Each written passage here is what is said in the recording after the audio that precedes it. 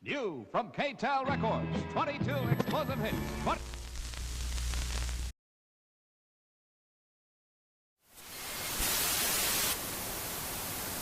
Hey everybody, it's me, Steve Schneek, the CD Junkie. On this episode of CD Junkie, I'm going to be answering 10 questions by Richard McCook. He put up a video and asked for response videos, and then I saw Rob Walker's video first, actually, and so that inspired me to check out Richard McCook's video, and then I decided I'm going to put together this video, but I want to do it quickly because I didn't want to put too much thought into it. I wanted to answer it as honestly and as quickly as I could. So let's start those 10 questions. Number one, do you ever get disheartened when a video you think should be popular is ignored? And if yes, give an example. Well, I don't have an example, but maybe a general example would be like some of my interview videos. My show, Beach Blanket Fort Bingo, that I do with Ronnie Barnett, the interview show where we get artists in. The whole point of me making videos is to share my love, my passion for music. It's not to share me.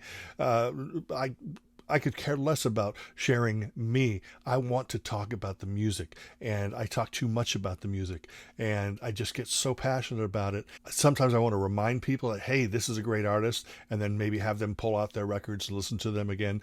Or I want to introduce bands that maybe people have missed, and that's really what my whole passion is behind all this. It's the reason I do all this kind of stuff. So when I put a lot of time and effort into a video, editing and adding music and all of that kind of stuff, and then it gets 74 views, it's disheartening. But it's not an ego thing for me. It's, hey, I failed this artist. I should have reached more people by exposing more people to this artist's music.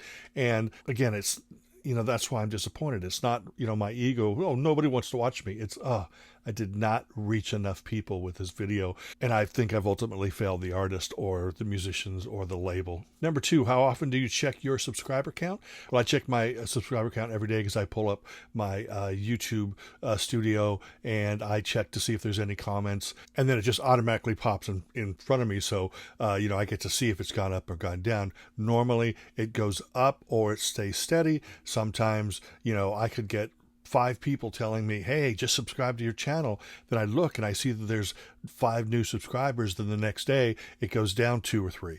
So, I don't rely on it, but I do check it every day just because it's right there in front of me. Number 3, how often do you ask people to hit the subscriber button?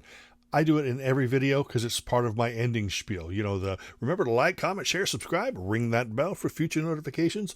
That's always what I do at the end of the videos. So it's just part of it. Plus I have the subscriber button at the end. I don't think it's a pride thing. I think it's just, you just want to remind people that, hey, if you're seeing me for the first time and you like my content, remember to hit that subscribe button or hit the like button. Some people don't automatically do that. They come and they watch and then they walk away. And that's perfectly fine too. And if people don't subscribe, hey, I totally understand. Number 4 is, how do you feel when you lose subscribers, and what is the largest amount you've lost in one day? I feel bad. That right there is, kind of like, again, I failed the artist, not failed myself, because, I'm at the end of the day very proud of the content that I make, whether people find me kooky or normal. It's more about, well, I'm not going to be able to reach as many people and tell them about the music. Remember, I've got more than 1,100 subscribers right now.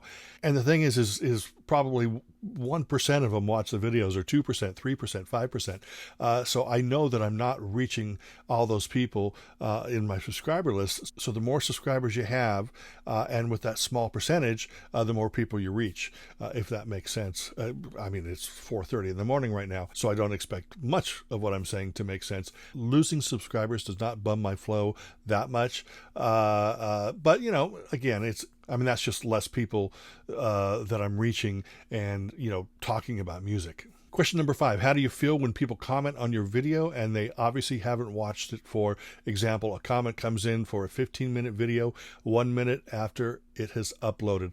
Okay, I get that. I do get that. It doesn't bother me because then I can see, oh, that person is a very nice person, giving me a compliment or saying something. And that's some show of support, even though they don't want to sit through the whole video. Number 6, if you've already hit the 1K sub count, will you monetize your channel? And if you are eligible for the thanks option, will you promote it? Number 1, I will never monetize my channel. I do my channel because I love music so much. And believe it or not, I have to work 2 jobs in order to pay for the stuff that I promote. And I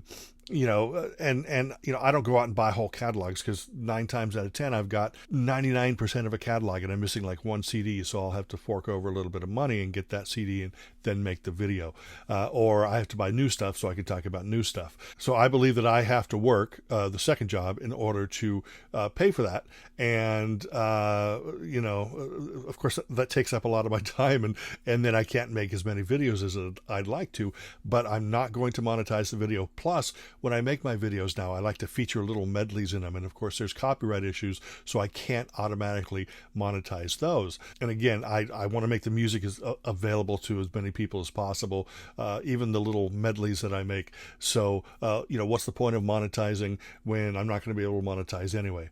Again, I don't think about how can I make money on YouTube. I think, how can I promote this artist or this album on YouTube? And I try my hardest to do that. Question 7, do you ever sub another channel just to try to get a sub back? And when you do sub other channels, approximately what percentage do you hit the notification bell? In regards to the notification bell, I say 50%. I have to watch 1, 2, 3 videos to see if I enjoy that person's content, and then I will usually hit subscribe. And the first part of that question is, do you ever sub another channel just to try to get a sub back? No, because I noticed that doesn't happen. You could get on a channel and you could give somebody all the support in the world. You can watch their live streams. You can watch each one of their videos and comment and like one of their videos, and they're never going to pay attention to you. And so that I don't even care about. I will sub a channel if I want to watch a channel, if I want to see this person's content. And that's really what it matters. Plus, I never know who subs to my channel. I never get notifications that says, Winky Dink sub to your channel. So I apologize to anyone who has a channel that I'm not sub to, but I probably don't know that you're sub to me. But I appreciate your subscription and your support. Okay, number 8, how long do you think it is an acceptable time to wait before replying to a comment if you reply to comments? I love to reply to comments, but again, sometimes I just get super busy working the 2 jobs, trying to make the videos, trying to deal with life's craziness, and sometimes it may take me a few days to get back to videos, but I try to answer all of them because I appreciate people taking the time to write them. Number 9, do you like Record Store Day? And if so, after buying Record Store Day items, do you feel the need to show them immediately in the car after leaving the shop store? Or can you wait to get home and open them before showing? I love Record Store Day. Let me rephrase that. I love the fact that it exists and it gets people excited, but I don't support it per se by going to Record Store Day. Every day is a Record Store Day for me, but I don't get to go out that much. So sometimes every day is an online Record Store Day for me if I can afford it. I do watch some of the videos, but sometimes I'm a little put off. Did you buy that because you really like the band, or did you buy that because now you have that super rare thing and you can show everybody nanny goat? But if there's passion in your eyes, then I'm going to see that, and then I will continue watching the videos. Otherwise, I'll know it's just I'm going to flip them in a month type video.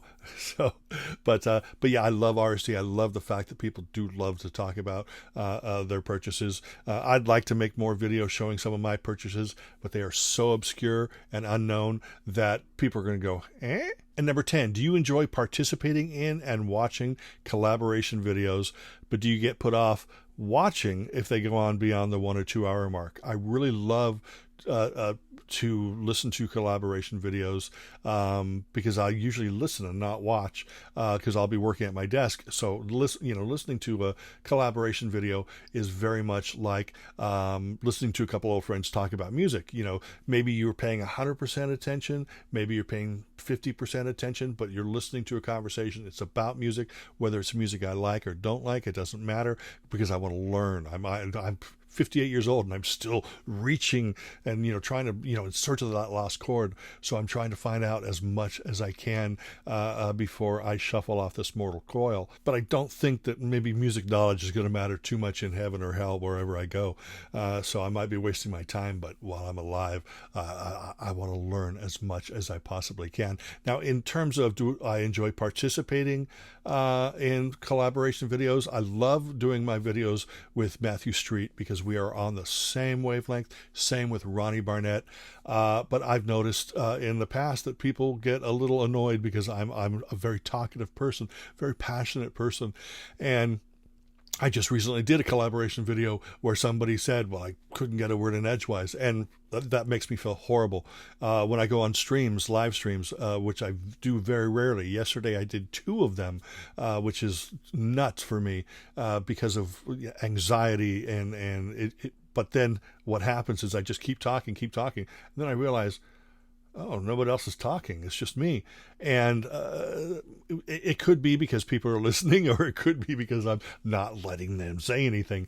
So apart from my videos with Matthew Street, Ronnie Barnett, I am swearing off of live streams and swearing off of anything like that at all, because I don't want to be the reason you shut that video off. Anyway, that's it. I have answered those 10 questions. I'm going to post those 10 questions in the comments below alongside Richard and Rob Walker's original videos. I appreciate you sitting around and allowing me to talk about this. Remember to like, comment, share, subscribe, and to ring that bell for future notifications. And until the next time, remember me. I'm Steve Schnee, the CD Junkie.